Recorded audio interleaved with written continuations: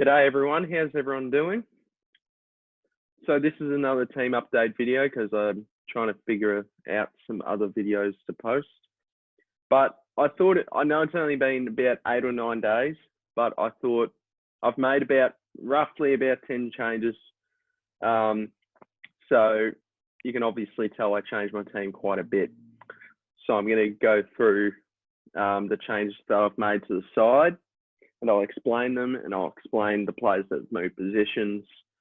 So yeah, let's see how we go. So Jaden Short's the first one. In fact, I'll do each line. I'll go line by line and talk about it each.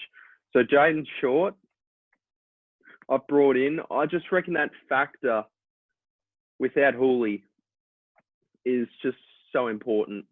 I think he averaged from round 17 to 23 where Hooley wasn't there.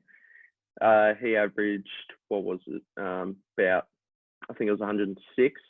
And with Hooley by his side, he averaged about 98.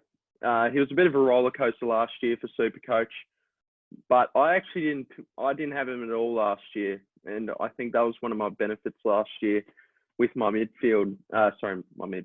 defense. So I'm pretty happy with picking with Short for the time being. There's a long way to go till round 1, but for now he's in. Lockie Whitfield has entered the side. I've jumped on the train, about 42% own him. I just came to the conclusion that he was just so cheap to pass up. He's a very good player when he's up and going. He's just, let's just hope he doesn't get any of those little knocks here and there, because he has that thin frame where he hasn't got any soft tissue injury history. It's mainly just concussion, just knocks here and there, just because of his size. But I think I haven't heard any problems at the minute with his pre-season, so I think he's a good pick. Now I'll explain later, but you may have noticed I've gone 4 premiums in defence. I'll explain why right now. So what are the changes here? Tuke Miller has entered the side. We've also got Josh Ward. We've also got Cooper Stevens as well. So the reasons I've done this, so I really reckon that at the minute there is a heap of good options for rookies in the midfield, but not too much elsewhere. So I'm loading up on the midfield rookies, and there's actually a couple of others I'm missing out. There could be a real chance that maybe I'd drop Tuke Miller and go with another midfield rookie option. So whether that's Jackson Mead or Connor McDonald from Hawthorn. But for now, this is how we're looking. Tuke Miller's in the side. I just think I watched DR's player profile, the trademark Tuke Miller, and he just nailed it brilliantly in that video. I highly recommend you guys, if you're not really considering Tuke, or he's on the bubble for you but you can't quite fit him in, I'd watch the video before you make that decision. So Tuke Miller's just works hard every week. The only reason why I didn't pick him is I was worried about the first season. Last year was the first season where he really just went berserk like that. And I got a little nervous. And also his price, I just kind of thought, gee, I think there's a good opportunity that he goes down and maybe I can pick him up for a bit cheaper. But Tuke Miller just works hard every week. He has to carry that Gold Coast Suns midfield, where that midfield will be filled with a bunch of Fiorini's. Fiorini's a good player, to be fair.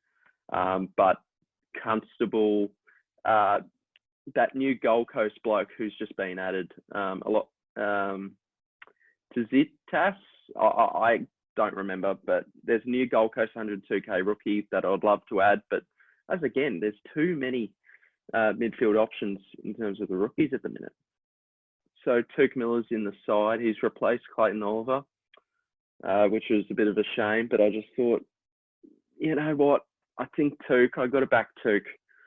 So there you go. Josh Ward, he's shown some really, I'm in a Hawthorn group chat. I am a Hawthorn supporter, and a couple of them have been to the just trainings, not even the open trainings. They live near Waverley, and they've said Josh Ward, along with John Newcomb, at the minute would be leading the race, and essentially at the minute locked for round 1.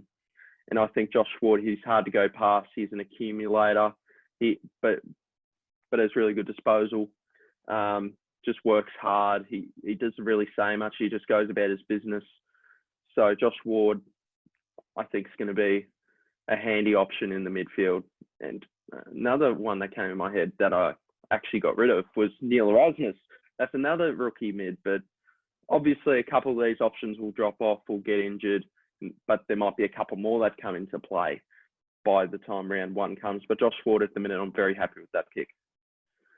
And Cooper Stevens, I saw on Twitter a quote by, I don't remember, but it was a very good quote by a Geelong player or staff, where Cooper Stevens is really fighting for that early season debut. This is his 3rd season. He hasn't made his debut yet, and he's showing really good signs. And Cooper Stevens, I think when Geelong drafted him, he had he had I think it was a broken leg, and he was recovering from that. So I think the first year, and then the second year, he's trying to, build up to AFL level. And then he was taken pick 16. I think he's ready to explode. He's going to be a good option. Let's just hope that Chris Scott picks the kids. So yeah, he's just in my team. Now, Brody Grundy, I added him a few days ago. Just thought, yeah, I've got the coin. Let's be safe. Mitch Cleary did say he's shredded a few kilos. He's ready to prove a point again. Last year, it really put me off when he was just not working as hard when Collingwood's season was basically over. Hopefully the same thing doesn't happen again if Collingwood, can't make finals about halfway through the season. So hopefully that doesn't happen again, but I'm sure he's trying to prove a point with the new coach in Craig McRae. Brody Grundy is he's just a safe option. And I'll shout out Supercoach DR again. I had Grundy in for a few days, but right before I'm posting this video, I saw a quote of the Big O just saying that he doesn't mind where he plays, and whether it's 30% ruck, 40% ruck, that's a big red flag. And I just thought I'd come to my senses. I've heard a couple of nice things about Brody Grundy. I haven't heard anything. I've heard that the Big O's going to have a big year, but after that, it's been a couple of red flags there. So I've gone Brody Grundy. And also Charlie Combin's moved to my R3 instead of Sam Hayes. Now, I've moved him from the forward line. I feel I've stacked the forward line. I'm very happy with my forward line, which I'll get to in a minute. Charlie Combin, I talked about him in the previous team picker, but yeah, he hasn't missed a training session. I mean, obviously it's his job, but he's really done well in each of them, and he's looking to make an early appearance himself, along, to partner up with Nick Larkey.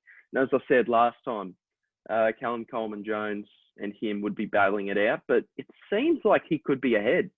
And I thought, yeah, you'd think Callum Coleman-Jones would be in, but Combin's just had a really strong preseason, and I don't feel like there's a reason why I wouldn't pick him at the minute. All right, finally, the forward line. This will be I hope this is a quicker video than usual. I've got Isaac Heaney, the dreaded Isaac Heaney, instead of Zach Butters. I've fallen into the trap. I've just seen all the hype once again, but I haven't really fallen from the Heaney trap before. So I feel like compared to other Supercoach players, I've actually got you know what? I'm not going to be heartbroken. He burned me last year when I brought him in for real check. I think it was like 400K, even 420K, I believe. And I think for me, it's just worth a punt. I've heard more promising things about Isaac Heaney than I have of Zach Butters. So I'm getting a bit. My leg's a bit dead at the minute, the way I'm sitting. I'm in my bedroom this time. So Heaney, I've gone with him, and now what's happened here? I don't recall pressing anything, but let's keep going. Charlie Curnow. My leg's so dead. Anyway, we'll speed through this. Charlie Curnow, he's having a very strong preseason. We're worried about that knee. We're seeing how he's going to recover, but from what I've heard so far, he's been flawless. He's looking strong again. He's running up and down the field as he usually does, the absolute machine that he is. Charlie, he could be Joe Danaher 2.0, which I like the sound of. I didn't get Joe Danaher last year, but I don't want to miss out on the opportunity again. So I think Charlie Curnow will be a good cash builder for a premium later in the season. And again, early days, a lot can change. As I said, I uploaded this 9 days ago. I've already made 10 changes. Just how the way it goes. I've got Josh Rochelle, who's built a lot of strength ever since coming into the club. Obviously, very talented player. I don't think his competition's all that, terrific. Lachlan Murphy, there's a bit of mixed love and hate from Crows fans there with Lachlan Murphy, and he's also Shane McAdam. I think Rochelle could, in a rebuilding Adelaide Crows side, could really mount a case to play in round one. So that's the team. So roughly about 10 adjustments to the team. And I hope I don't have to do another one. I was surprised with the amount of views it got, so I was very happy with that. And as I said, once again, I've double checked. I've got the DPP swing. Hey, I might even be, if there's a ruck forward that pops up, another ruck forward that pops up. Don't know where I'm going to fit him because I'm very happy with my forward line. So, but yeah, I want as much flexibility as possible. And I think there's a heap of flexibility. And during a COVID year, where games could get cancelled or players get COVID, I've got a lot of flexibility. So thank you for watching. Like and subscribe if you enjoyed, and please leave a comment if you didn't like the video, or if there's any positive feedback you could give me, negative feedback in a good way, of course. So thanks for listening. Thanks for watching. I'll try to make another video soon. I'll think of something. So thank you. Cheers.